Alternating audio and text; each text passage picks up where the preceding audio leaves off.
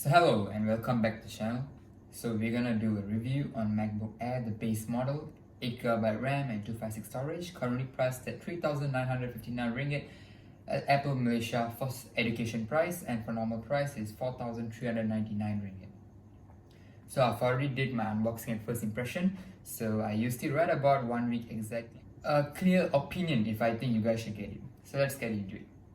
So before I start with the MacBook Air of this base model, before I go jump into the reviews, let me say why is this particular model very different compared to all the other models, and why am I reviewing this in a different perspective.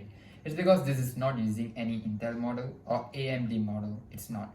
It's using a chip called M1 chip, which is really very different. For this M1 chip in this Apple, it's basically using a unified memory, which means CPU, GPU, RAM, motherboard, storage, it's all built together compactly into one small chip called as M1. M1 is the first system on chip or SoC for the Mac. Let me show you what that means. Until now, a Mac needed multiple chips to deliver all of its features. It had chips for the processor, I/O, security, and memory. Now with M1, these technologies are combined into a single SoC, delivering a whole new level of integration for more simplicity, efficiency, and amazing performance. Of course, the names might change, M1, M2, M3, and so on as the years go on, but the thing here is that it's no longer using different parts at different compartments. Let's say you buy a RAM in a different place, CPU to different place, GPU, and it's all connected in the motherboard and so on. But it has a big disadvantages. Efficiency and also thermal. Efficiency is hard because when all these parts is not under the same brand or they don't work together as one unit, they have to transport all these data among these compartments, RAM to CPU or CPU to GPU to motherboard to storage. They need to travel. So they need to transport from CPU to GPU to RAMs and so on. What happens here is that it gets more heaty. Compromise, and that's why they have to put a big fans into the laptops. The difference in MacBook Air here is it's running a unified memory, which means there's not much transportation for them to travel among the CPU to GPU. All of it is built right into one compartment, therefore it just works together efficiently, also enabling very good thermal, which means a very low heat. So let's jump into the review of MacBook Air M1 base model, and let's see what is so great about this particular model with chip being so different this time around. And this time I'm going to be covering on three main things, the key difference for this particular model compared to all the other models before, or maybe even the entire laptop industry in terms of Ultrabook maybe. So let's jump into the review. There's three main parts I think which is heavily made a big difference in this particular model: performance, battery, and thermal. And right before I start the video, I'm just going to give you a spoiler alert. It's really unbelievably good. Thumbs up. So anyways, let's get into it. Let's go for the first one, performance. How good has the performance been?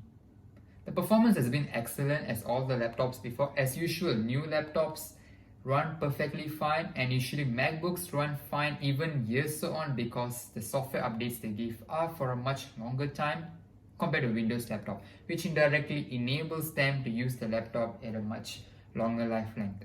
I can use it with no sluggish feelings, with no lags, with no stuttering, just as I expected. But I do think that this laptop will have a way better performance as years goes on, and that's when we'll be able to test. But I don't really doubt on it, because the performance in this with the Geekbench scores, it's right on par with i7 models, which is mind-blowing due to the fact that this is the cheapest end model that they are selling.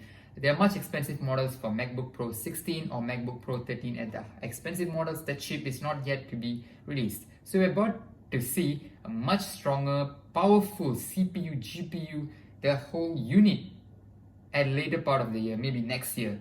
But for now, for this base model, this performance is really good, and I don't think so it'll have problem even for years to go on. The performance is almost thrice better than just the Intel base model of Mac, which released earlier of this year. 3 times the big leap. It's usually 5% improvement, 10% improvement, but this time it's around 200% improvement, 300% improvements, which is great. So if Macs before this, which can last for up to 6-7 years, which is gonna perform way more years, maybe 8-9. So let's go to the second main part, battery. This battery part is the most mind-blowing part for me of this laptop. I really love the battery. The battery is so good that you can go a week without charging it. A week. If you're on a heavy task, let's say 3 days to 2 days, 3 days usually. 3 days you don't have to charge your battery at all. You just bring your Mac around and you just use it. It just never depletes the battery. I don't know. You don't need to carry a charger around anymore. Well, the whole fact about laptops that we all hate is you have to carry a charger around. Windows or Mac or whichever it is. For this laptop, you don't have to carry any charger around. So battery, I'll give it a thumbs up, A+. So let's go for the next one. Thermal. How good does the thermal in this? Well, all the before Macs have run on Intel models, which is very prone to heat, which means it brings a lot of thermal issues. The laptops get super hot. Well, for this one, the laptop doesn't get hot at all, and even during high-low tasks, even when I'm gaming, just light gaming, Counter-Strike Global Offensive, even if I play a light gaming which Counter-Strike Global Offensive, I think it doesn't really get that hot. It gets maximum at 40 Celsius, but unfortunately I don't really have a thermal heat scanner or something, but it is not really that hot. You can put it on your lap and still play a game. I mean, I'm not suggesting it, but it is good thermal. This 3 parts is mainly heavily improved compared to previous models. 3 times better performance than previous MacBook Air, way better, maybe twice better battery life, and for thermal, it's just totally different. It feels like a totally different laptop. It's overall the same hardware except the CPU, GPU. Just the processor made a huge big difference. It's as if you feel like you're using a totally different battery in this laptop. Who knows, maybe a 2050 kind of battery. It feels like that. The performance is thumbs up. Suddenly they have just, from the base model MacBook Air of this earlier to now, it suddenly feels like a 5-year advancement. Thermal, same 5-year advancement. It's really bonkers. I would really say this is the first time I would ever recommend to get a MacBook Air itself is good enough. Note something, yes. This runs on ARM architecture. It's not running on x86, which all the Windows laptops or Macs before this have been running. But luckily, Apple has made a translation software which can make sure that whatever software which ran all these Macs before this, all these Intel models before this, can run in this perfectly fine with no issues. And me using it, it's great. I've used few apps, Word, PowerPoint, Excel, OneNote, Chrome, all these basic apps which all of us most probably use. It works perfectly fine and it's all optimized for Apple Silicon. So what about apps which are not supported yet for this ARM architecture? Well, I can pretty sure I can say that the support for it is really good and it is coming quick. Well, a lot of apps are porting inside for Apple Silicon. They are optimizing it. I am pretty sure more apps will come to this. Well, fun fact, Microsoft released the ARM version of their own for Windows, and Google didn't release an ARM version of Google Chrome for their particular model. And Mac released in just 1 week, they released the Apple Silicon, the ARM architecture Google Chrome for this Mac. That should mind blow you that how big a difference does this Apple brand carries. Windows is dead in MacBooks because there's no boot camp. Well, that's unfortunately it's dead, sadly, but there's a way around it. Parallel support is coming on just right around the corner. They're the beta, and I expect it to release maybe end of this year or early of next year. And when it's available, it is available for you to purchase and use it. Parallels is like a software. Let's say you're opening a Word or a Chrome, and it's a software just with Windows installed in it. So you can just open Windows app, let's say, for example, and just use whatever apps, Windows apps that you want to use in Parallels. Overall, would I recommend this laptop? Thumbs up. I recommend A+. This has been the best MacBook Air they have released in this whole decade.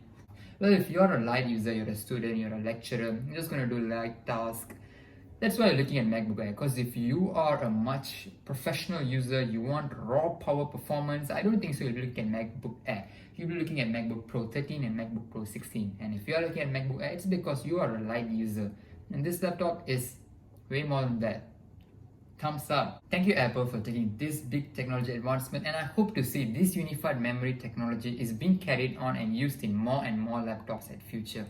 With that, I hopefully see more laptops with better performance and better thermal, and definitely way better battery life that I don't need to carry charger around with all my laptops, including Windows 2. Thank you guys for watching till I see you guys in the next video. Peace out.